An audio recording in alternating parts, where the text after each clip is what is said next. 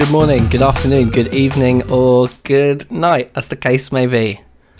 Welcome to episode 32 of TerraFirmaCraft Reloaded. Here we are, at it again. So we've got a few plans for today. I'm excited to share with you all.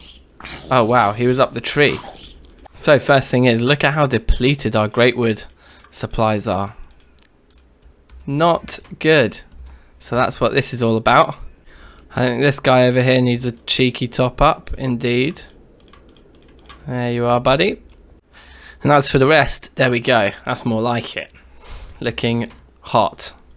And so we got some pretty beefy plans today. We had some fun on the stream getting this beautiful metal press just slightly upgraded. So we've moved things around a little bit here. We've got the tool forge underneath that hopper now just to give that some structure, which I think works quite nicely.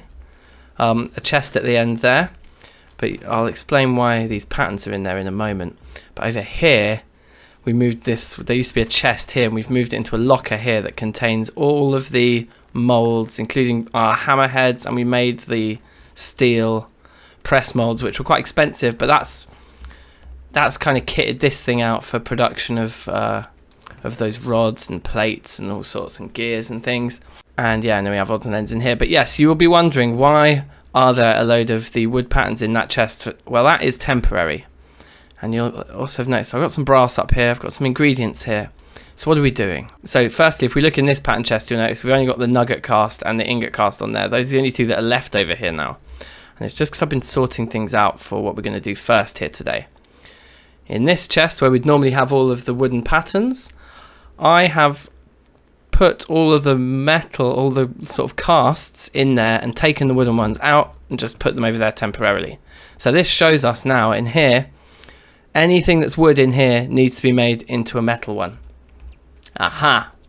And that will then lead us into a position where we have them all, basically. Because we're going to make some tools today. We're going to make some tinkery tools. Yeah, and the reason for that is that we are going to head over to our mob farm and try and upgrade it, because basically this thing is now kicking out steel like no one's business, automated beautifully. And if you come down here, you'll notice that we are out of pig iron. So we have tons of steel, which we can push forwards into black, blue and red, which would be great. But also we just need tons and tons of steel for more immersive engineering machines, which is what I'm really keen on. But the mob farm needs optimizing. So in order to do that, I think we want a new weapon. We've got this looting, which is fine, but something else we discovered on the stream yesterday, which was a revolution. It was revolutionary. Is that rich cobalt ore can be ground down into this blue dye, which is actually just lapis that's been renamed. And if you put this blue dye, renamed lapis, into a tinker tool forge, it works. It will give us luck, you know, like the equivalent of fortune, or for weapons, the equivalent of looting. Now we know fortune doesn't work, but we haven't experimented with looting yet. So we're going to make ourselves a sword, or possibly a cleaver, or possibly a scythe. Area of effect.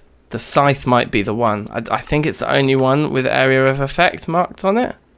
But anyway, so to kick things off, we're going to need a lot of inventory space here to manage this whole thing. So let's start by mixing up all of our brass. So 27 copper and 3 zinc is going to give us 30 ingots of brass, and then we're going to chuck another 10 in. I have calculated that all of the wooden items here, the material cost totals 39.5, so this 40 ingots should do us just fine. So we'll start, there we go, molten copper, is the zinc about to go? There we go. Molten brass, 30 ingots, and we'll chuck 10 more in. Now, we need to start making stone pieces. So we chuck all our stone in there, we'll take one of them, yeah, that will work. Oh hello, why does that not work? Oh, they don't all allow you to make them out of stone. How interesting.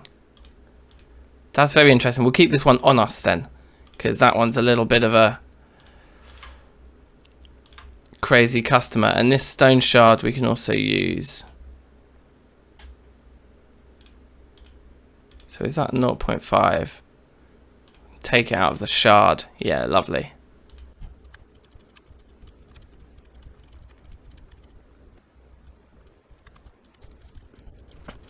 Okay, so these are the two weirdos. We have bowstring, which we need string or enchanted fabric, that's fine. And fletching, I think feathers we can do. Bowstring. Gorgeous. Cotton fletching. Also gorgeous. And then if we come over here, this is where I've put all the pieces. Okay, so let's take all of these guys out. Okay, probably easier to do from over here. And they can come all back into here now, all of these guys, because we know we've got everything we need. Alright, sweet. And so we can grab all these out of here now, and our little organisational game of musical chairs has been resolved, I think. So we just need to now make brass casts for everything in this chest, one at a time. Chuck them in there, and bish bash bosh, we're done. So is this going to even work? Like, it seems like a strange thing to pour molten brass over a piece of cloth. So yeah, so this is dumb then, I guess, because if we're going to be, if they're only to be made out of string and cotton, then we're not going to be, it's not going to let us make casts for them, because we're not going to be making them out of metal. So that's fine, these can just go in here as like tinkery extras. Right, so it's probably all these stone ones are all the ones we can actually do right now. Pan cast. Beautiful. Now these, the shurikens. Kind of keen to make a load. I think it would be cool. Apparently they're really powerful. Maybe we'll make a load of like red steel ones or something one day. That'd be awesome. Yeah, something that's just occurred to me doing this is that we might not need all 40 ingots of this brass, because the material cost of a bow limb is 1.5. But isn't it just costing us 1 ingot for each cast? The casts themselves don't cost as much as the as the thing that you pour into them, which is kind of weird, because you'd think of anything, the cast would be more pricey. Oh, maybe not. Big area, you just need to have a perimeter, don't you, I suppose. Anyway, I believe we're going to have some spare brass here, so that's fine. We'll just pour it into ingots. Yeah, 23 spare ingots there, so that's good news. Alright, cool. So we're set up here. All of those are back where they normally should be. That chest's empty. Bloody blah. All of them. This is like a very, very efficient little area here. I'm really, really feeling it. And then for those moments where we need the core TFC stuff, we've got a bossy setup here. And the triple bloomery and the TFC blast furnace are more items of pride. It's just to say that we actually built them. I made good use of this, to be fair. I think I've only used this thing once and it's so expensive. But I kind of feel like with this mod pack, to do all of this stuff, particularly this, you kind of need to build these at maximum size to earn it. That's how I feel about it. I feel like building a maximum size blast furnace like this with all of those iron plates is what earned us the right to cut these corners later. Maybe mad logic, but I'm gonna go with it. But look, we did actually take a chunk out of our copper supplies to make all this brass, which is fine because I think brass is one of the ones that we use in red steel, so it is one that we need. Okay, yeah, so let's try this scythe.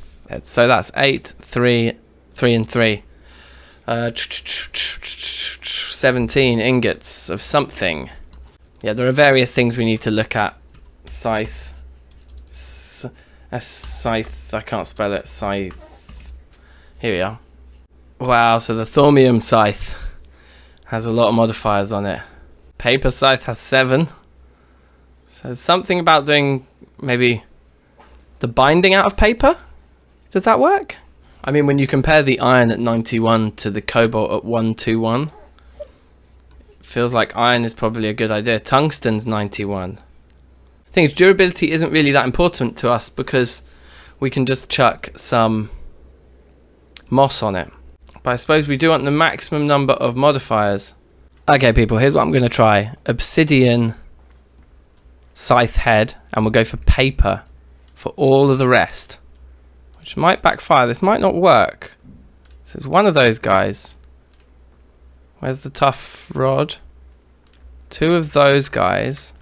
Okay, no, I'm going to change my mind. Let's just go for iron. Iron scythe head. I was going to go out and get some obsidian, but actually looking at those stats, it seems like they might have been changed for this pack for obsidian. Perhaps. So look, okay, rah, we need to make some more iron. We've got a load of hematite up there. Might be worth cooking up some fresh iron. Durability looks decent. 6 modifiers. Decent amount of attack damage. That seems to be what we want. Okay, so this is pretty cool. So now, what do? We come back to here to repair. Come over here, we look at getting this out. And that will just give us what? Okay, so it's probably quicker to add blocks of lapis. So I think what we actually need to do is just start grinding through a lot of this cobalt here. Now we've got 51 ingots of cobalt down there, and cobalt's going to be easy to find because any ardite source is going to be cobalt.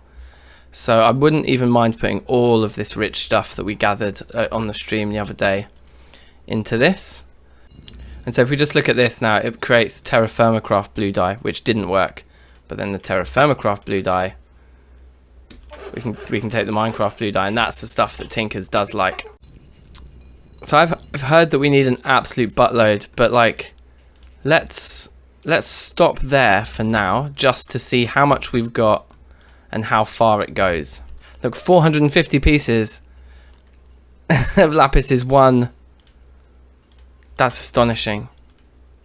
Okay, so hold on. So let's see how many pieces a block gives us, if it's like more efficient or if it's just 9. It just gives us 9. So it's exactly the same. But we do get luck. Okay, so 50.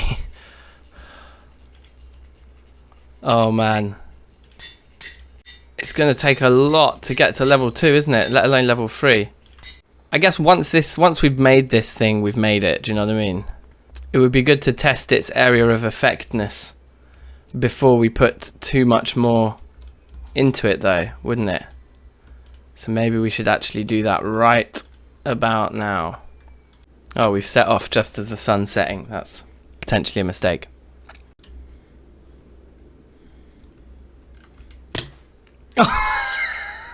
Oh no! What a fucking idiot. A slip of the mouse wheel. I meant to let go, and then I was just gonna get the hang glider out just at the last minute there. But I didn't. Okay. Right, let's try that again, shall we? Sounds like there's a few for us to work on. Yep. Yes. See how they're all taking damage.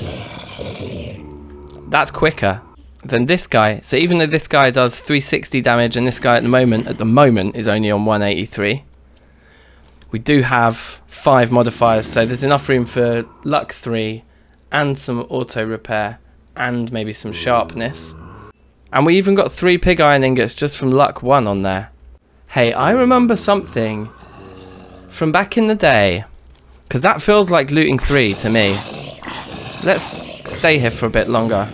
Wasn't there something in old Minecraft where you only needed to have a looting 3 item on your bar to get the effects? Still only 3. Maybe I'm making it up. I suppose if we find a lapis deposit in our world, that will help. Or we find more cobalt. Either or is good. But at least the area of affecting is working. So did I make that up? Is that a thing? Were we getting looting 3 then just because we had this in the bar? If so, we don't even need to worry about the lapis. We just keep both of these 2 tools here. And when we come by, we make sure that's in the bar, but we use that to do the area of effect, and they're done for, right? I just killed another batch of them and went up to 7. I think this theory might be correct. I think it might be the case that just having this on the bar is enough. Okay, another group without the looting 3 on the bar. We only got 1 out of that whole group there. I mean, remember we do still have looting 1 on this thing. Seems to have taken a slow down, doesn't it? Okay, well let's just work out what the drop distance we need is to take them all down to 1 hit from the Scythe. At any rate, I think what we want to do is properly disable these now. Okay, lovely. Now that should deal with those guys. As for the zombies, I don't probably want to disable them. I want a steady flow of zombies coming so I can test this properly. Alright, so what we're going to need is a load of ladders to keep digging us further down. And then we're going to also need a load of blocks to keep them encased. Okay, you know what? This is so irritating. Hostile creatures, just be really, really quiet for now, please. A little bit better. Alright, so first things first, let's block them. Let's block them out here. Like this. Now we can dig from underneath there. And then we just come down like so. So it always used to be 23 blocks, didn't it? I wonder if it still is in TFC or not. The question is that do we need to drop them that far, given we've already got an iron scythe? Like, an iron scythe is like a fairly decent situation here. So I'm inclined to just try that first, 15. Okay, so there and there, and we would then slab there. Okay, and then back up here now. If we break that, are they dying down there? No. But that's a 1-hit kill, so that's good enough for me. Oh wait, I think the guys taking the full fall are actually dying. Ooh, I don't think we have the red one yet. Ignis discount, I think that's a new one. I think that's one. That one definitely died just then. It's hard to tell how many there actually are there. They all have different amounts of they do have some different amounts of hit points. Maybe we just bring it up a couple of blocks. I think. And of course we'll need water streams to bring them back up to the top for us to kill them. And we will need, as we've discussed, some sort of a vacuum hopper. Okay, so it looks like there's a lot who have survived down here. I haven't done a count. So one dude didn't die, but pretty much the rest did, and there was a lot of them there. Okay, let's just do some watching from up here to see if we can still see any dying from this fall. If none are dying, I'm happy to go with it. I'm not seeing any particles, not seeing any sort of inclination that they're dying down there. Okay, I've been at this for a while and I'm not seeing any particles at all. Let's do another test of how long it takes to kill them all. Okay, we one-shot all of them just then. Hold on, we're doing that one there. We didn't even have the looting 3 on the bar, but indeed we got 2 more. So I feel like we absolutely want to max out the lapis on this thing regardless in the long run. But yeah, this is really helping us the speed of collection already. So that's cool. I think I'm happy with that height. And now the next thing is, how do we bring them back up to here? So that like maybe we stand right here and they're just arriving here from a water stream. That's what would be golden here. And then we set up a huge storage area. And a vacuum hopper. Alright, so back home we are. Hopper we've got. Obsidian we can get. Eye of Ender.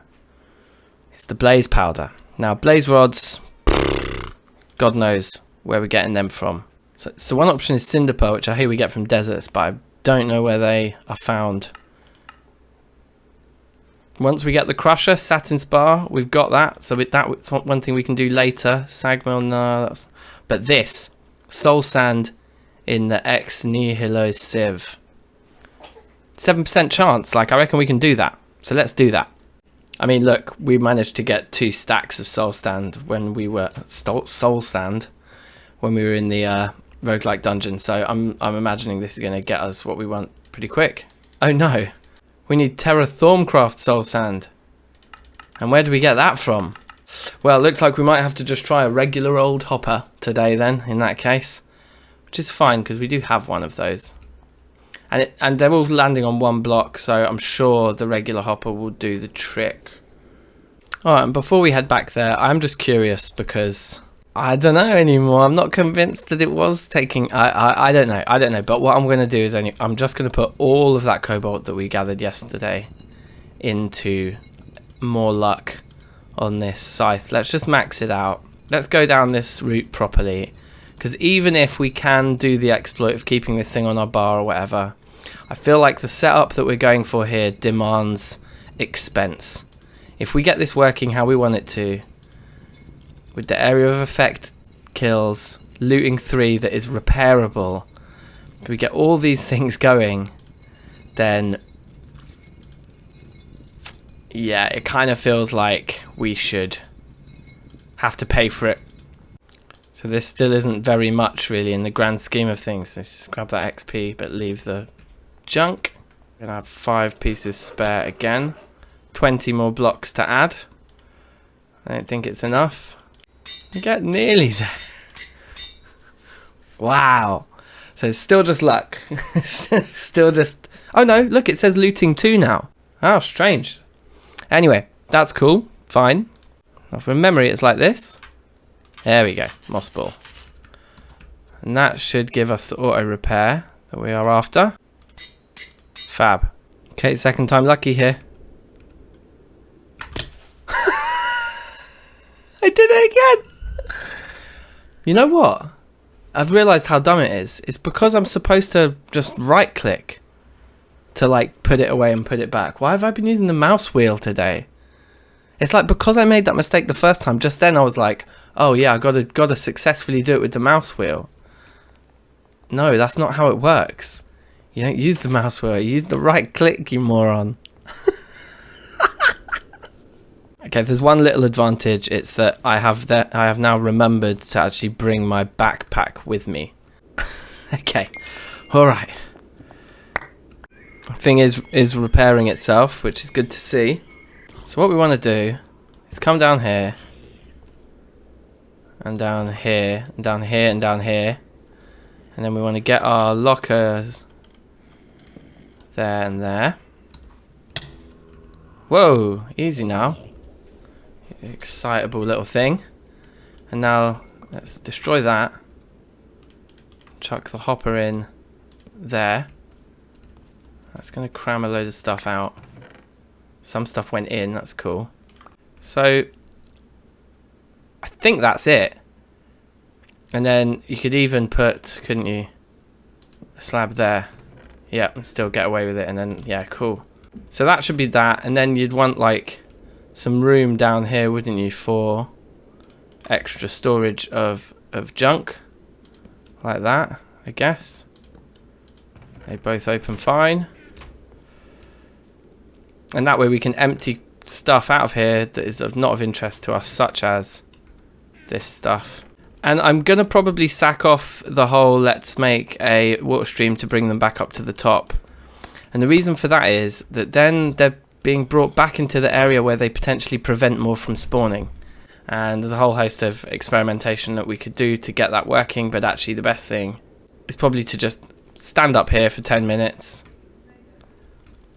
and then jump down there and do the killing, right? And so I guess what we want to do maybe is make the area that we stand next to them to get them to spawn, we want it to be up here, don't we? We want it to be open to the elements so that we get our durability repairing while we're waiting for them all to spawn. That would be sensible. Let's jump straight back down there and just see if a trip just out and then immediately back in, like how many zombies actually end up down there. It's probably quite a few. But I don't think they're spawning while we're down here. Right. Okay, so things are happening. I think it is getting a bit clogged. And we need to run in and grab that XP just like that. But yeah, we're increasing our hunger overall as well. Shame to not get any carrots just then. So I'm just going to hang here for like 15-20 minutes, test this out, see if it's more or less efficient than what we were doing before. Alright, so you know what I think would make this considerably better would be to remove these ladders and set up those elevators like we have at the base. So and then to break a hole in the ceiling up there, so we just swish up and swish down, make the kill. Oh, I've lost my sound for some reason. Anyway, you do that, and then you swish up there and stand in the sun, spawning them in, swish down, one hit, swish back up. And if we look in here, where is it? There.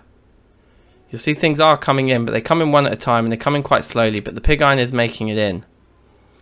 There you go. Look at that. We just got 4 from that little bit, and I wasn't standing upstairs for very long. And if we could basically just hit them and then immediately be back up there spawning more, and then we just like whoosh, down, hit, attack, whoosh, back up again. Like that. Every now and again, grab the XP. Yeah. So I might just run back to the base, make a couple of elevators, and then keep experimenting. Alright, cool. I'm going to rock a temporary little loom setup here. Because we don't have a farm building yet, and I want looms next to the resources rather than the one I've got over at the other side of the base. Just going to take a little a little while, I think, to loom. So I thought I'd go for 2 here. So I think we can, yeah, there we go. Get a nice little rhythm going. Double our efficiency. Alright, 16. Oh, wait. It's the first step. And then we do that. Okay, 2 more elevators. Awesome. Alright, let's do this. I think this is probably going to be game, set and match here. So we'll get rid of all of our ladders first, I suppose. Let's get that placed right at the top there. Should be perfect for them spawning in. Lovely. And then get rid of that block there and shut that thing down. And then...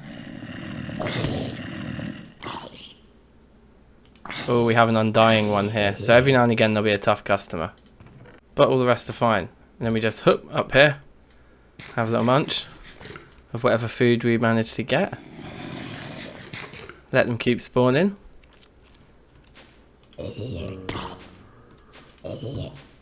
Yeah, so this is the thing now. So yeah, the spawner is just in there. There's no way it's not active right now. We should be able to see the spawns on the minimap as well. That's not something I've actually done yet. Oh yeah, and so then the last thing to do is to just blast through that block right there to make a hole to the sky. Let's see if we can do that now. So that's this one here. We're going to have dirt fall. So now while standing on this spawning spot here, is it enough or does it still know we're indoors? I would have thought that that would be enough. But maybe it's smart. Yeah, there we go. Look, it is going up. It's going up super slowly. So maybe it's to do with the amount of sky that you're exposed to. It could be. We'll experiment with that now.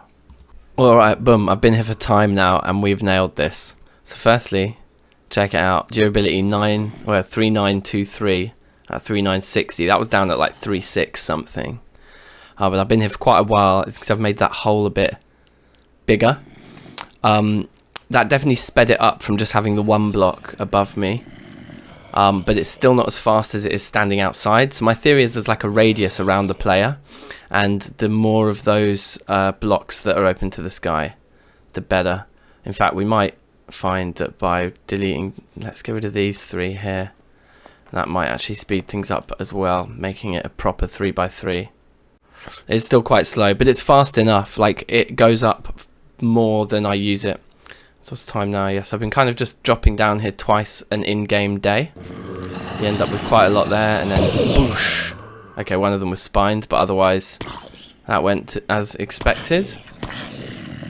And look at what we have here. And then you can kind of take a peek into the hopper sometimes. It's pretty good. Ooh, that's a nice one. And just help it along a little bit. But yeah, this is working very, very well, and we're going to end up with stacks and stacks of pig iron, basically. I might leave some of these potatoes behind, actually. Let's take all the treasure bags. and all the ingots and leave everything else behind. Yeah, you do get a lot of these potatoes, and I don't know what it is about the potatoes, but you can't stack them, so they're a real nuisance. Badass. So how much is that we got? We got like, yeah, 128 pig iron. It's in like, what, I think I was here for 2 or 3 in-game days in total. Pretty sweet.